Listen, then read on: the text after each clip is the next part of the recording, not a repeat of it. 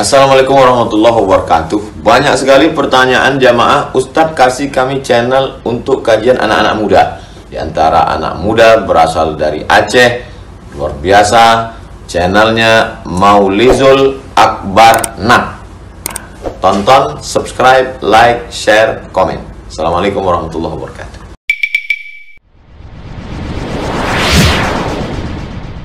Assalamualaikum warahmatullahi wabarakatuh.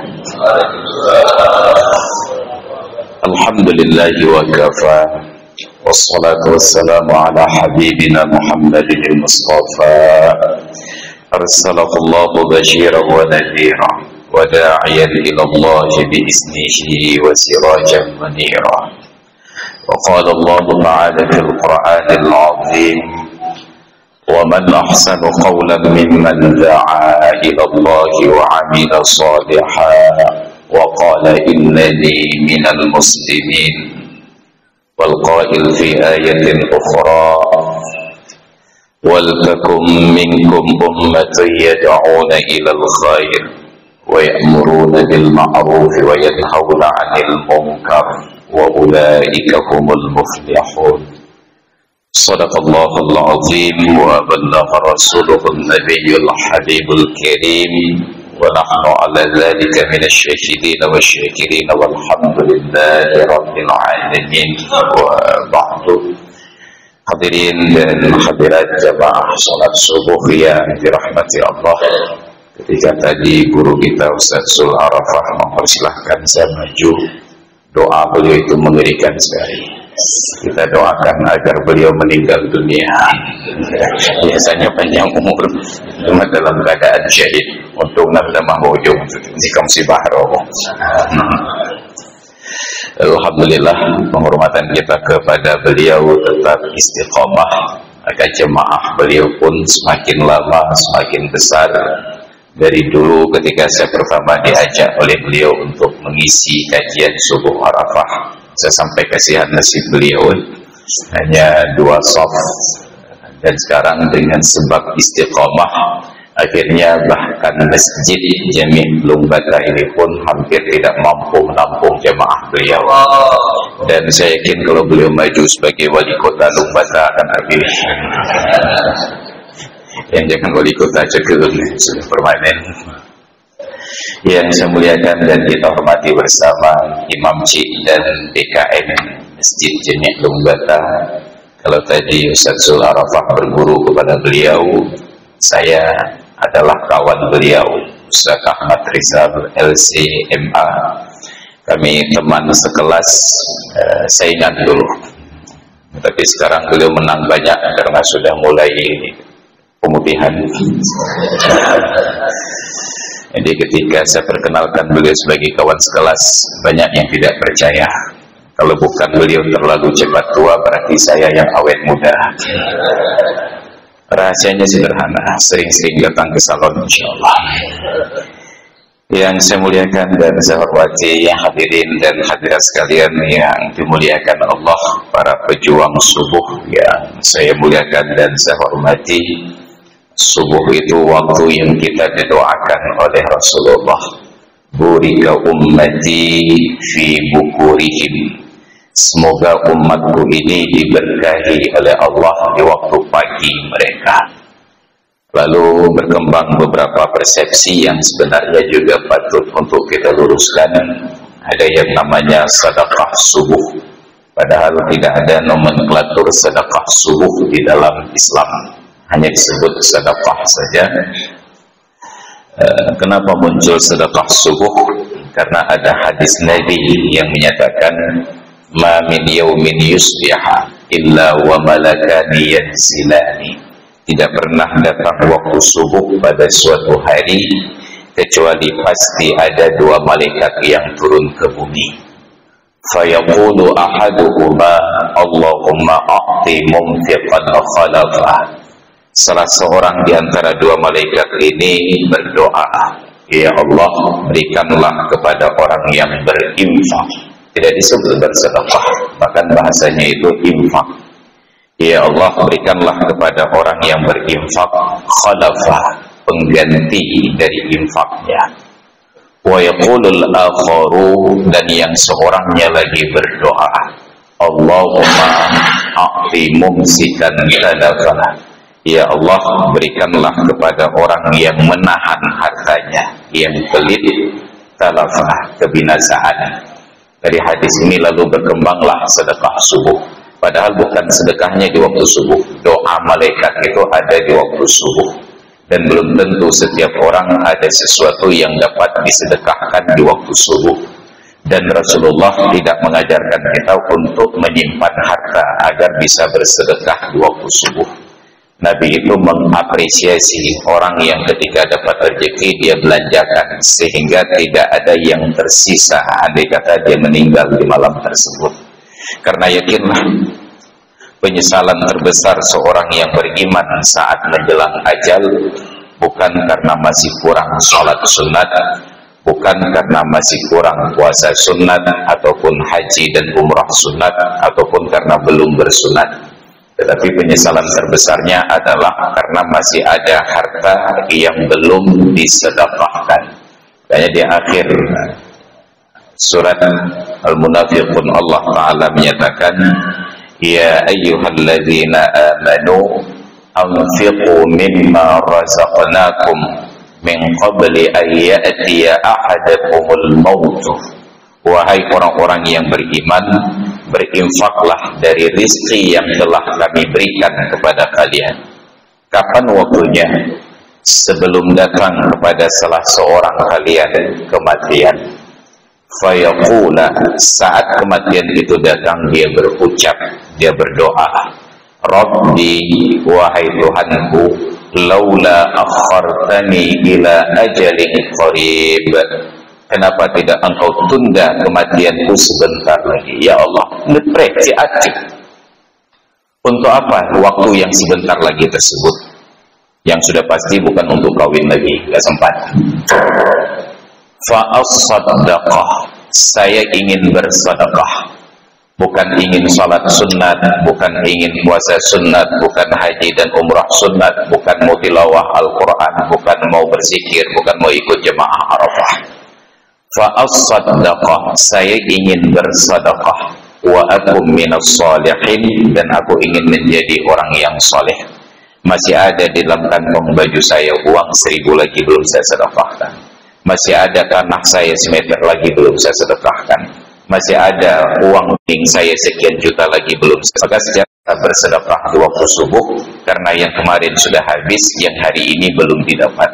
Hanya motivasi bahwa malaikat turun di waktu subuh menyampaikan doa tersebut. Tetapi diterjemahkan secara harfiah menjadi sedekah subuh. Padahal di waktu subuh orang belum perlu sedekah. Mereka perlu sedekah nanti pada waktu sarapan pagi. Nanti sedekah. Hadirin dan hadirat jemaah salat subuh yang dirahmati Allah. Subuh ini juga diartikan sebagai pagi. Tapi entah kenapa orang Indonesia membeda-bedakan antara subuh dengan pagi. Salat subuh senam pagi. Jadi nanti coba kita balik sekali-kali menjadi salat pagi senam subuh. Orang Arab ketika mengucapkan selamat pagi, mereka pakai kata subuh, sabahal khair, sabahan nur. Itu pagi. Tapi bagi kita kalau disebut pagi itu seolah-olah matahari sudah terbit. Padahal sejak dari terbit fajar itu sudah disebut dengan sabah, dan itu sudah disebut dengan pagi. Kecuali bagi orang-orang yang pakai kalender Masehi, bagi mereka pagi itu dimulai dari jam 00.00 dini hari. Maka yang sempat nonton berita jam 12 malam tadi, mereka akan disapa selamat pagi. Maka ilham, tadi enggak galau ke selamat pagi ya. Dan ternyata tidak ada yang protes kecuali saya. Kenapa? Karena kita tidak memberikan kedaulatan kepada negeri ini yang konon dulu di 28 Oktober tahun 1928 sudah pernah bersumpah. Katanya sumpah pemuda. Salah satu isinya adalah kami putra-putri Indonesia menjunjung bahasa persatuan, bahasa Indonesia. Anehnya, tidak ada kata-kata sumpah di dalam kalimat tersebut, tapi dikenal sebagai sumpah pemuda. Memang negeri kita negeri tipu-tipu. Nah, itu tidak ada kata sumpah sama sekali. Kami putra-putri Indonesia mengaku bertanah air satu, tanah air Indonesia. Kami putra-putri Indonesia mengaku berbangsa satu, bangsa Indonesia. Kami putra-putri Indonesia menjunjung bahasa persatuan, bahasa Indonesia. Jika ada sumpahnya, tiba-tiba dikenal sebagai Sumpah Pemuda. Cik nagro-nagro ya. Semuanya tipu-tipu, nggak ada yang jelas. Tidak ada sumpah, tapi kita sebut sebagai sebuah Sumpah Pemuda. Maka ketelitian kita di dalam berbahasa itu menjadi sangat penting. Sayangnya, bahasa Indonesia ini hanya semakin kaya dengan kosakata bahasa Jawa. Di luar bahasa Jawa hampir tidak punya tempat di dalam bahasa Indonesia. Maka ketika orang dari Pulau Jawa menyebutkan ubi dengan kata singkong, seluruh Indonesia orang tahu singkong itu ubi. Sampai ada kawan saya dulu namanya Gomblok, nyanyikan lagu Anak Singkong. Tapi ketika tsunami terjadi, tidak ada kosakata tentang tsunami dalam literatur Indonesia kecuali di Aceh. Dari Semelu kita punya kosakata semong. Tapi ternyata pemerintah Republik Indonesia tidak menjadikan kata semong itu sebagai kekayaan bahasa di dalam kamus bahasa Indonesia untuk mewakili kata tsunami yang dari bahasa Jepang. Kenapa? Karena semong bahasa dari Aceh, dan itu pun di Semelu. Maka tidak ada ketertarikan pemerintah Republik Indonesia untuk memasukkan semong sebagai salah satu kata mewakili pilihan kata tsunami. Ketika kita kampanyekan tentang anti-bullying, kita punya kosakata bullying dalam bahasa Indonesia, perundungan. Tapi kita tidak mau terjemahkan kata tsunami dengan arti semong. Ini ketidakadilan yang terjadi di negeri ini. Semuanya menjadi sangat Jawa sentris. Seolah-olah kalau bukan Jawa itu tidak punya kemampuan dan tidak perlu kita akui. Kita ingin bersatu, tetapi persatuan tersebut kita nistakan sendiri. Maka di dalam Islam, ketika Rasulullah berdakwah, dakwah Islam itu mengedepankan persatuan. Bahkan saking pentingnya persatuan, kita lihat di dalam dakwah para nabi, mereka lebih tolerir kekufuran daripada perpecahan. Apa buktinya? Ketika Nabi Musa bermunajat dengan Allah Ta'ala di Bukit Tur Sina, beliau wakilkan Nabi Harun untuk menjaga Bani Israel. Ketika Nabi Musa naik ke Bukit Tur Sina, melihat Bani Israel dalam keadaan galau ingin mencari Tuhan. Bani Israel ini bangsa yang sangat materialistis, bahkan Tuhan pun harus berbentuk materi. Mereka tidak percaya Tuhan begitu saja, harus berbentuk materi. Maka Allah perlakukan Bani Israel di dalam Al-Quran sesuai dengan keinginan mereka. Bani Israel ini tidak pernah akui Allah sebagai Tuhan mereka. Mereka hanya anggap Allah itu sebagai Tuhannya Nabi mereka. Maka doa mereka, Ya Musa, ud'u lana rabbaka. Wahai Musa, berdoalah untuk kami kepada Tuhanmu. Bukan Tuhan kami. Beda dengan kita umat Islam, kita doa aja, Rabbana, wahai Tuhan kami. Bukan Rabbaka, Tuhanmu. Maka Allah sapa mereka dengan hal yang sama. Allah tidak pernah panggil Bani Israel untuk mengingatnya. Allah hanya menyapa Bani Israel untuk mengingat nikmatnya. Ya Bani Israel azkuru ni'mati allati an'amtu alaikum. Wahai Bani Israel, ingatlah nikmatku yang telah aku curahkan kepada kalian. Tapi ketika Allah panggil umat Islam, apa kata Allah? Uzkuruni, ingat aku. Azkurkum, aku ingat kalian. Allah perlakukan Bani Israel sesuai dengan keinginan mereka. Maka Nabi Musa pun menarasikan dengan bahasa yang sama. Saat Bani Israel ini tersudut di tepi Laut Merah, di belakang mereka ada Fir'aun dan tenteranya yang mengejar. Mereka protes. Ya Musa, udzina min qabli ma ji'tana wa min ba'di ma ji'tana. Wahai Musa, sebelum kamu datang kami teraniaya. Kamu datang juga kami makin teraniaya. Terpuji kamu. Apa jawaban Nabi Musa? La takhafu wa la tahzanu. Kalian jangan takut dan kalian jangan bersedih hati. Kenapa? Inna ma'iya rabbi, karena Tuhanku ada bersamaku. Sekian banyak ratusan ribu Bani Israel, tapi kata Nabi Musa, Tuhanku ada bersamaku. bukan Tuhan kita bersama kita. Bayangkan bahasa Rasulullah ketika berdua dengan Abu Bakar di dalam Gua Hira. La takhaf wa la tahzan innallaha ma'ana. La tahzan innallaha ma'ana. Jangan takut dan jangan berduka cita. Allah ada bersama kita. Ini perbedaan kita Islam dengan orang-orang Bani Israel. Mereka tidak percaya Tuhan, mereka hanya percaya materi. Maka ketika Musa bermunajat, mereka tidak punya pegangan. Datanglah Samiri. Samiri ini juga namanya Musa.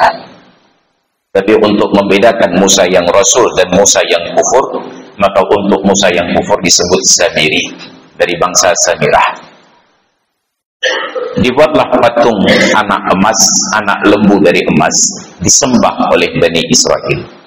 Luar biasanya, Nabi Harun diam saja melihat mereka menyembah berhala, menyembah patung di depan mata mereka. Ketika Nabi Musa turun dengan membawa lempengan Taurat di tangannya, beliau terkejut dan marah luar biasa melihat Bani Israel menyembah berhala dan Nabi Harun diam saja. Apa yang terjadi? Beliau lemparkan lempengan Taurat tersebut. Umpamanya ini mushaf, beliau lemparkan mushafnya.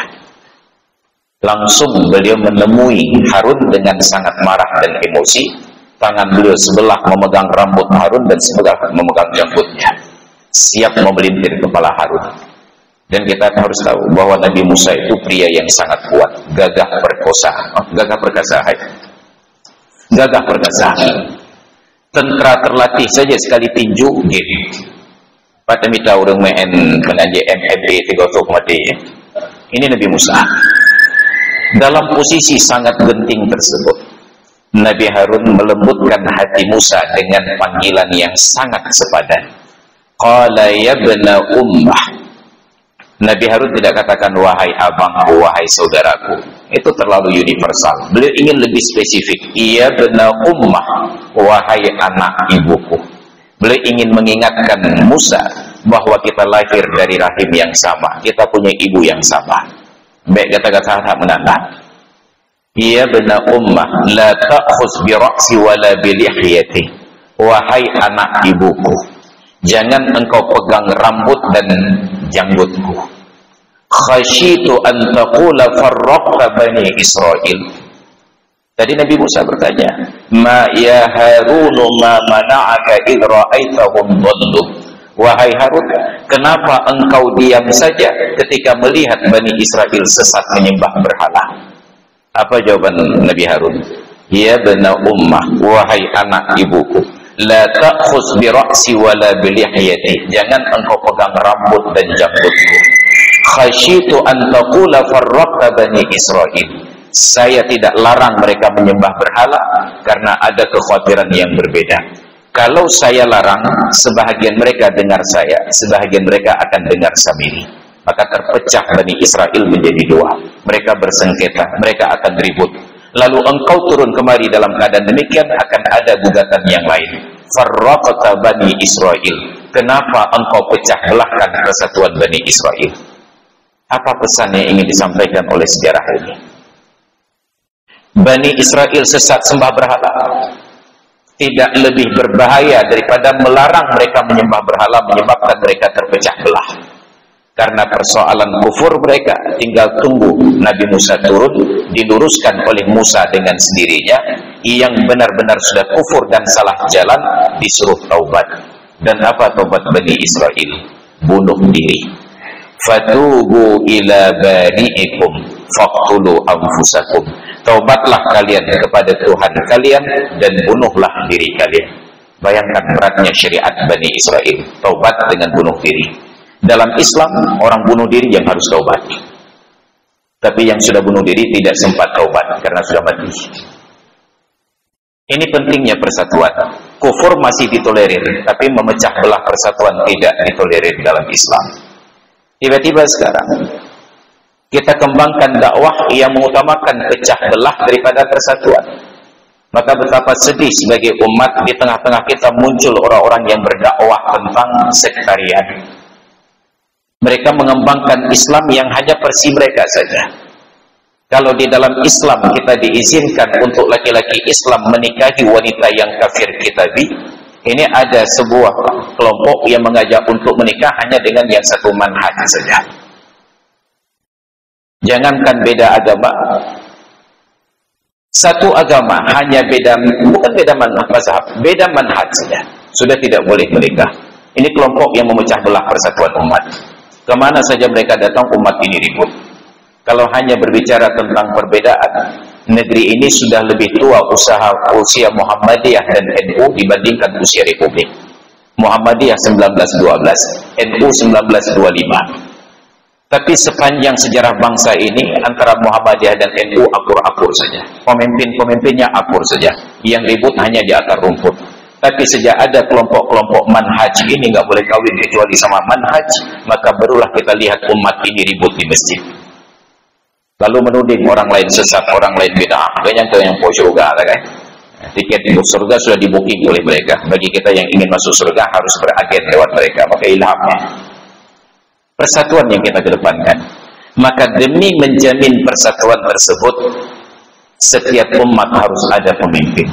Ketika Musa akan bermunajat dengan Allah Ta'ala, Musa titipkan pengganti beliau, khalifahnya, ada Harun.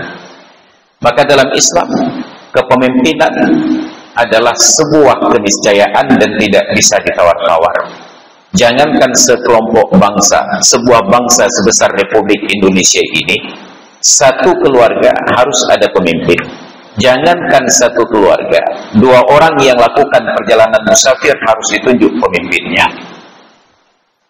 Karena pentingnya kepemimpinan, bahkan fardu kifayah yang lain boleh diabaikan dulu sementara. Ketika Rasulullah wafat, beliau wafat di hari Senin 12 Rabiul Awal. Tapi jenazah beliau baru dikuburkan di hari Rabu, 3 hari kemudian, 15 Rabiul Awal. Saat dikaji oleh para ulama, kenapa Rasulullah yang ketika hidupnya mengajarkan sebuah tradisi baru, orang yang meninggal harus segera dikuburkan, tiba-tiba orang yang mengucapkan kalimat ini proses penguburannya ditunda beberapa hari.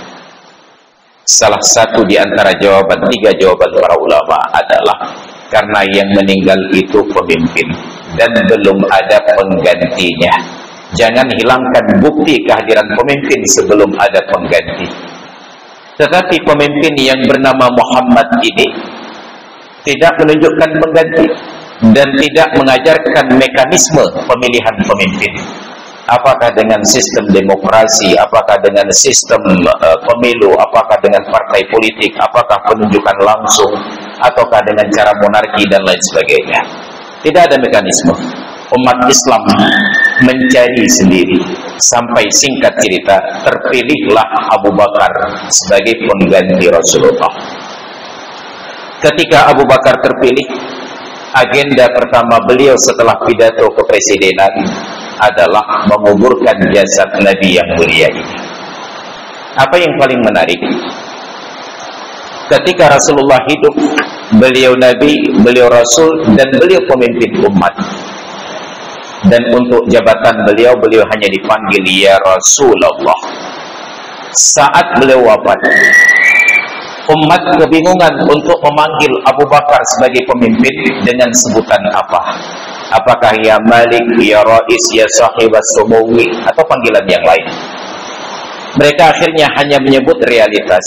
Ya Khalifata Abi Bakrin, wahai ya Khalifata Rasulullah, wahai pengganti Rasulullah. Maka khalifah bukan pemimpin, khalifah itu pengganti. Silahkan nanti cek kamus bahasa Arab, atau yang punya HP ya, yang ada Android, ketik arti khalifah dalam Islam, dalam bahasa Arab. Gak ada khalifah dengan arti pemimpin. Khalifah itu pengganti. Fa khalafa min ba'dihim khalfun adha'us salata wattaba'us syahawati. Digantilah generasi sebelumnya itu oleh generasi berikutnya yang mereka mengabaikan salat, menyia-nyiakan salat dan memperturutkan syahwat. Maka ketika para ulama mendefinisikan khilafah, apa itu khilafah? Khilafah intinya adalah khilafatu Rasulillah sallallahu alaihi wasallam fi iqamatid din wa dakwah. khilafah adalah proses penggantian peran kenabian Muhammad sallallahu alaihi wasallam dalam menegakkan agama dan menegakkan dakwah. Maka disebutlah khilafah. Apa yang harus kita luruskan? Hari ini ada di kalangan kita kelompok yang mengagung-agungkan dakwah khilafah dan menganggap sistem pemilihan kepemimpinan kita sekarang sebagai sistem tauhid. Enggak perlu ikut pemilu karena itu sistem tauhid. Demokrasi itu tauhid.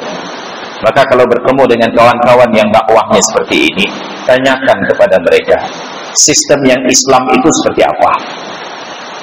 Karena Abu Bakar tidak terpilih lewat mekanisme tertentu. Tiba-tiba beliau menjadi khalifah. 2 tahun Abu Bakar menjabat khalifah. Menjelang ajal, beliau tuliskan surat wasiat setelah bermusyawarah dengan tokoh-tokoh umat. Beliau menjagokan Sayyidina Umar untuk menjadi pengganti. Tetapi beliau tidak lupa berkonsultasi. Beliau panggil Utsman, beliau panggil Ali, beliau panggil Talhah, beliau panggil Abdurrahman dan lain sebagainya. Bagaimana pendapat kalian tentang Umar? Banyak yang pro dan ada yang kontra. Akhirnya Abu Bakar menjelang ajal perintahkan kepada Abdurrahman bin Auf untuk menuliskan surat wasiat agar saat beliau meninggal Umar menjadi khalifah. Tapi belum sempat ditulis nama Umar dari pesan Abu Bakar, Abu Bakar hilang kesadaran. Abdurrahman bin Auf karena khawatir nanti menjadi fitnah bila tidak tertera nama, dan di diskusi-diskusi sebelumnya beliau berinisiatif dan berimprovisasi untuk menulis nama Sayyidina Umar pada pesan tersebut, padahal Abu Bakar belum mengucapkannya. Selesailah surat tersebut. Tidak berselang lama Abu Bakar sadar. Beliau bertanya kepada Abdurrahman bin Auf, sampai di mana surat tadi? Maka dibacakan oleh Abdurrahman sehingga terbaca nama Sayyidina Umar. Terlihat wajah senang di wajah beliau. Apa kata beliau? Itu yang ingin saya sampaikan. Saya ingin Umar yang menjadi pemimpin. Wafatlah Abu Bakar. Berjalanlah Umar sebagai pengganti Abu Bakar. Umar ini jangankan dipanggil dengan sebutan ya Khalifata Rasulillah, bahkan beliau tidak percaya diri bila disebut ya Khalifata Abi Bakrin, wahai pengganti Abu Bakar. Kenapa? Beliau merasa kapasitas beliau tidak layak menjadi pengganti Rasulullah ataupun menjadi pengganti Abu Bakar. Beliau minta, panggil saja saya dengan sebutan Amirul Mukminin, pemerintah orang-orang yang beriman, penyuruh, pemimpin orang-orang yang beriman. Maka sejak saat itu setiap pemimpin Islam dipanggil dengan sebutan Amirul Mukminin. 12 tahun Sayyidina Umar menjabat khalifah. Beliau ditikam, sakit menjelang ajal. Beliau panggil 6 orang tokoh-tokoh umat Islam, ketua-ketua fraksi pada saat itu. Ada Utsman bin Affan, Ali bin Abi Thalib, Talhah bin Ubaidillah, Zubair bin Awam, Abdurrahman bin Auf, dan putra beliau Abdullah bin Umar bin Khattab. Tapi Abdullah bin Umar ini sudah cukup umur, tidak harus diajukan ke MK. Kata Sayyidina Umar, silahkan kalian bermusyawarah, tolong tentukan salah seorang di antara kalian menjadi pengganti saya. Mereka datang kepada Umar untuk meminta supaya Sayyidina Umar melanjutkan tradisi Abu Bakar, menuliskan surat wasiat menentukan siapa pengganti beliau. Dan mereka berharap Umar akan teruskan kepemimpinan itu kepada putranya Abdullah bin Umar bin Khattab. Mereka minta harapan tersebut. Umar yang sedang sakit tiba-tiba menjadi kuat. Beliau duduk. Beliau katakan, jangan kalian sibukkan lagi anak keturunan saya dengan jabatan khalifah ini. Cukuplah dalam keluarga Al-Khattab Umar saja yang menderita. Ma qabiltul khilafata illa kama yaqbalul muttarru aklal maitah. Saya tidak terima jabatan khalifah ini kecuali seperti seorang yang dalam keadaan darurat terpaksa makan bangkai. Enggak ada makanan yang lain kalau tidak makan mati. Wa ma qabiltul khilafata illa kama yaqbalul wasiyyu akla malil yatim. Saya tidak terima jabatan khalifah ini kecuali seperti orang yang terpaksa terima wasiat untuk menjaga harta anak yatim. wajib diinvestasikan agar tidak termakan oleh zakat. Tapi bila investasinya gagal dan rugi, wajib diganti karena itu harta anak yatim. Maka silahkan kalian musyawarah. Ini Sayyidina Umar. Maka terpilihlah Sayyidina Utsman. Wafat Sayyidina Utsman, wafat Sayyidina Umar, diganti oleh Utsman. 12 tahun Utsman menjabat khalifah, dikudeta oleh orang-orang munafik. Beliau terbunuh di rumahnya, dikepung oleh orang munafik. Pas pampres tidak sanggup untuk membendung mereka. Apa yang terjadi? Umat dalam keadaan kacau. Tidak ada pemimpin, tidak ada kabinet, tidak ada panglima TNI, dan tidak ada Kapolri. Karena di zaman itu sentralisasi pada keputusan pemimpin tertinggi pada seorang khalifah. Dalam keadaan kacau tersebut, sisa-sisa ketua fraksi yang menemui Sayyidina Umar datang menemui Sayyidina Ali, minta beliau untuk menjadi khalifah. Wahai Ali, engkau harus maju memimpin umat ini. Ali menolak. Andai kata beliau datang ke cekeung ke saya, begah-begah aku terima. Ali menolak. Pertama didatangi ditolak, yang kedua ditolak, yang ketiga ditolak. Sampai Ali diancam oleh pimpinan fraksi ini. Wahai Ali, umat diambang perpecahan dan perang saudara. Bila engkau tidak terima amanah ini untuk menertibkan kepemimpinan umat, nanti mereka perang dan banyak yang mati. Engkau harus bertanggung jawab di hadapan Allah Ta'ala. Mbak Iyo kenan Sayyidina Ali, akhirnya beliau terima. 4 tahun beliau menjabat khalifah, sampai akhirnya terjadi perang Siffin antara Ali dan Muawiyah. Karena Muawiyah menuntut supaya Ali sebagai khalifah mencari tersangka pelaku aktor intelektual sebab terbunuhnya Sayyidina Utsman yang dari Bani Umayyah. Berakhir dengan tahkim. Terpilihlah Muawiyah bin Abi Sufyan untuk menjadi khalifah. Melihat bagaimana carut-marut umat ketika terjadi suksesi, akhirnya Muawiyah berijtihad. Jangan lagi umat diributkan dengan persoalan suksesi. Biarlah nanti saya meninggal, anak saya langsung menjadi pengganti. Berubah dari sistem-sistem yang ada menjadi monarki. Maka wafat Sayyidina Muawiyah bin Abi Sufyan, anak beliau Yazid bin Muawiyah dilantik menjadi khalifah.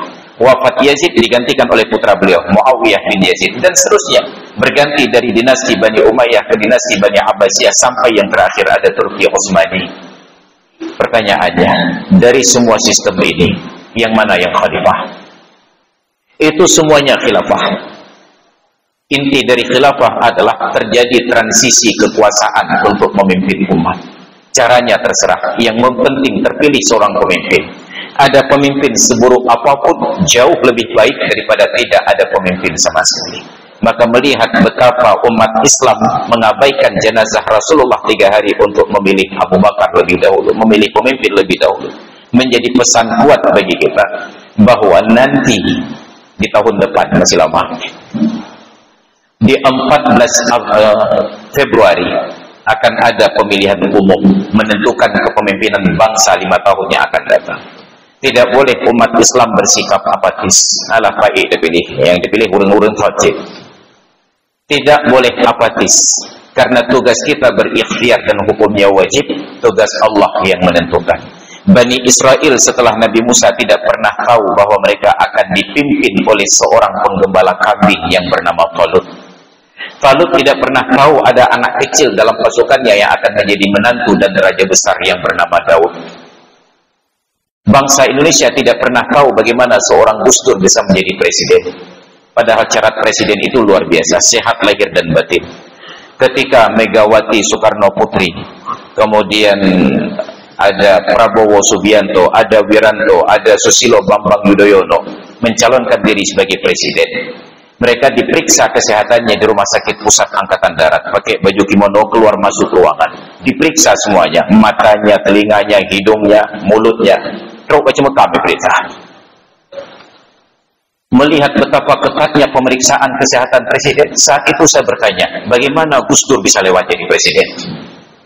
Andai kata kepada Gus Dur diterapkan undang-undang pemilihan presiden, maka dari tempat parkir Gus Dur tidak lewat.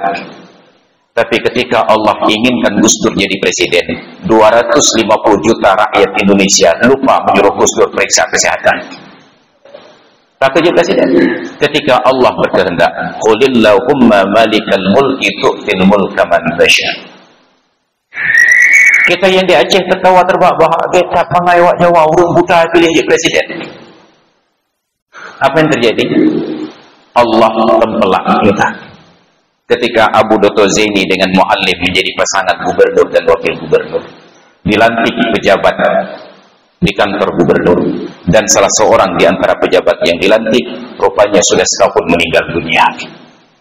Untung beliau tidak hadir pada acara pelantikan.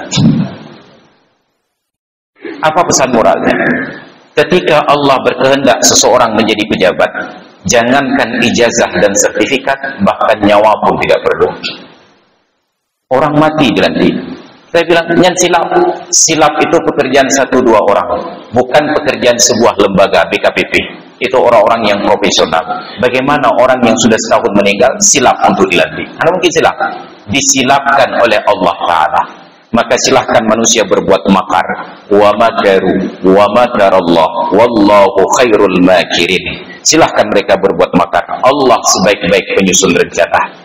Maka kita wajib berikhtiar dan berdoa kepada Allah.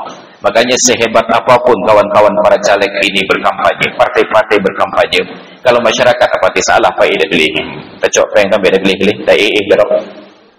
Itu yang diinginkan oleh orang-orang yang ingin merusak negeri ini, agar orang-orang yang baik bersikap apatis, supaya mereka memilih sesama mereka penjahat untuk menjadi pemimpin negeri. Nauzubillah, kita tidak boleh kalah semangat juang. Kita harus menjalankan hak-hak konstitusi. Bukan kewajiban, itu hak konstitusi. Artinya secara negara kita tidak bisa dipidana, dan secara hukum kita tidak berdosa karena fardu kifayah. Tetapi ketika yang terpilih orang yang tidak patut, kita akan diminta pertanggungjawaban oleh Allah. Kenapa engkau tidak gunakan hakmu sampai orang-orang yang tidak patut menjadi pemimpin terhadapmu? Maka ketika nanti kita berusaha dapat pemimpin yang baik, kita tidak akan lagi berhadapan dengan kondisi yang sekarang. Kita sekarang berhadapan dengan kondisi di mana para pemimpin tidak mau bertanggung jawab. Bayangkan orang Rohingya itu sudah hampir 2 bulan di Aceh.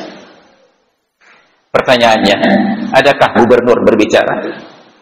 Adakah tokoh-tokoh publik berbicara? 2 bulan terlunta-lunta. Kita sibuk berdebat mulai dari dunia nyata sampai ke dunia maya, dengan segala caci maki yang keluar. Tapi pemimpin tidak bersuara. Andai kata pemerintah kita bekerja, kita tidak dihadapkan pada dilema ini. Padahal sederhana saja. Kita selalu katakan NKRI harga mati, NKRI harga mati, tapi sampai mati kita nggak lihat harganya. Bagaimana kedaulatan laut kita tersebut diterobos begitu saja, dan Angkatan Laut tidak pernah berbicara. Luh tersurak-surak, baru nak operasi Angkatan Laut berusaha. Baru mereka usir kapal-kapal yang masuk. Bayangkan nelayan kita tersesat masuk wilayah negara orang lain di tengah laut. Yang pergi jamai yo pisang rebus pisang goreng. Ibrkah langgerepuh bisa. Terpaksa kita berdiplomasi supaya anak-anak negeri ini dikembalikan ke tanah airnya. Padahal mereka tidak ingin merusak kedaulatan orang lain. Hanya tersesat nyasar karena tidak paham tentang teknologi GPS. Tapi tiba-tiba Rohingya dengan kapal lautnya, dengan kapal kayunya itu, ratusan orang, hampir ribuan orang bebas masuk tanpa pemeriksaan, menjejakkan kaki di pantai. Andai kata pengawas laut Bakamla Angkatan Laut Pol Airut bekerja, maka masyarakat tidak perlu ikut menjaga pantai. Nyapa yang barih masyarakat dan nyaka lagi kita pegat rumah, tukang kali kita bayu, tapi dia pakai kutoroyong. Kita sudah bayar pajak supaya petugas menjaga, tetapi kita harus ikut begadang sepanjang pantai untuk melihat. Pajan saja minta rezeki lalu dijaganya. Ini anomali negeri kita. Makanya ke depan pilih saya. Anjir gerakan ada. Ini contoh sederhana. Andai kata penjaga pantai bekerja, di tengah laut diberikan 2 pilihan, ditolak atau disambut. Kalau tolak selesai masalah. Masyarakat nggak tahu ada orang yang masuk kemari. Ditolak di tengah laut. Andai kata disambut, arahkan mereka masuk lewat jalur imigrasi. Yang ada dokumen visa diproses, patut diberi atau ditolak. Yang tidak punya dokumen, kita punya rumah detensi imigrasi, masukkan mereka ke sana. Masyarakat tidak perlu ribut, itu tugas negara. Kena betimong, kena betulak, kena betujuk kewarganegaraan, kita tidak pernah protes, dan kita tidak pernah tahu berapa banyak orang asing yang sudah diberikan kewarganegaraan oleh negara. Masukkan. Maka ketika sudah ribut-ribut sekarang, dalam keadaan carut marut, akhirnya bergeraklah mahasiswa dengan cara-cara brutalnya. Apa yang terjadi? Kita melihat di negeri ini, kalau kita analogikan seperti pemadam kebakaran, Saat terjadi kebakaran, mereka bukan padamkan api, mereka sibuk meniup-niup asap saja. Nyuat sabai jaga, nuat sabai jaga, dia apa yang tidak? Maka ketika anak-anak mahasiswa ini, adik-adik kita, anak-anak kita bergerak dengan cara mereka yang brutal, kita hanya mampu menyalahkan mereka, tanpa mampu menyalahkan pemerintah yang tidak bekerja. Yang tajak cipula manya-manya merumpuk gelar doktor, profesor, boleh-boleh. Akar masalahnya kita obati. Ini karena pemerintah tidak bekerja. Mereka sudah datang ke DPR tidak merespon. Mereka datang ke kantor gubernur tidak merespon. Mereka datang ke imigrasi tidak merespon. Minta tak apa yang dah? Kita sedih melihat bagaimana orang perempuan terkejut, bagaimana orang tua terkejut, bagaimana anak-anak ini trauma. Kita sedih melihat yang di PD itu mereka dipingpong dari satu tempat ke tempat lain jalan kaki. Apakah mereka bukan manusia? Kenapa ini terjadi? Karena emosi masyarakat melihat tidak ada pemimpinnya yang hadir untuk memberikan jawaban. Maka kita merindukan pemimpin yang hadir di tengah-tengah rakyatnya. Oleh karena itu, jangan abaikan pemilihan pemimpin yang akan datang. Mudah-mudahan kita akan mendapatkan pemimpin-pemimpin yang terbaik yang peduli kepada rakyatnya. Maka hadirin dan hadirat sekalian yang dirahmati Allah, pada pagi hari ini saya ingin sampaikan sebuah prestasi hebat Aceh yang bersyariat Islam. Setelah bertahun-tahun kita disuguhkan prestasi sebagai provinsi termiskin se-Sumatera, alhamdulillah baru-baru ini saya dapat informasi Aceh punya prestasi di tingkat nasional, daerah dengan kasus pemerkosaan tertinggi se-Indonesia, alhamdulillah. Dan sampaikan itu kepada kawan-kawan kita, saudara-saudara kita, kita sudah berhasil menjadi juara nasional kasus pemerkosaan tertinggi. Banyak yang tidak setuju, komplain saya, baik ada petih yang aku menyah ada petih katitun kadiri sana komentar aku. Maka ada persoalan itu di tengah-tengah masyarakat. Sayangnya pemimpin juga tidak menghadirkan jawaban. Saya sedih ketika Kopel Madarussalam itu tidak ada tindakan terhadap orang yang melintas gerbang kampus tanpa nilai-nilai kemanusiaan. Ingat, celana panjang menutup aurat itu bukan standar Islam, itu standar manusia. Standar Islam menunjukkan yang lebih tinggi. Tapi hari ini necija ibadah Aceh 5 minit nedang berjalan yang hanya lemah urang tuk lu puntung yang agam dekah ya rolen. Pertanyaan saya, adakah pemimpin Aceh tersinggung perasaannya ketika syariat diinjak-injak? Pertanyaan lebih spesifik, adakah MPU tersebut merasa terusik kenyamanannya ketika syariat ini diinjak-injak? Nauzubillah. Tidak ada seorang pun di kalangan ulama kita yang bersuara. Andai kata guru-guru kita ini setiap kali bertemu dengan pejabat, dengan bupati, wali kota, dengan gubernur, pak gubernur, pak bupati, pak walinya, bukan dengan juga syariat. Maka yakinlah tidak ada gubernur, bupati, dan wali kota yang berani bertemu dengan para ulama sebelum memberikan jawaban tersebut. Maka na'udzubillah, hari ini pendidikan MAA, MPA, MPU diam saja. Bayangkan ketika sedang berjalan pendidikan, anak-anak sekolah yang SD, laki-laki pakai celana panjang, pakai peci, baju lengan panjang, pakai sepatu, pakai soket.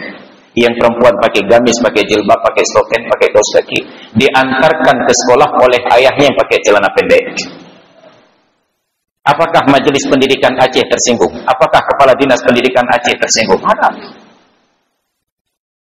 Tidak ada yang berbicara. Ketika adat Aceh diobok-obok, kita datang pada acara perkawinan perhelatan yang dilaksanakan di gedung-gedung pertemuan. Ini jikalan MC-nya bencong menduknya. Adakah MAA berbicara tentang SOP-nya? MPU, MAA, MPA. Wali Nagro cibet dan jong ni. Luang tak beli gua nak tahu duit dia. Kita tidak lagi merasakan kehadiran pemimpin. Pemimpinnya yang ingat jadwal temo gaji kan? Maka kita ingin mengubah semua kondisi ini ke depan. Makanya jangan lupa pilih saya. Hadirin dan hadirat sekalian yang dirahmati Allah, demikianlah kampanye kita pada pagi hari ini. Mudah-mudahan bermanfaat untuk saya pribadi dan kita semuanya. Terima kasih atas perhatian dan mohon maaf atas segala kekurangan.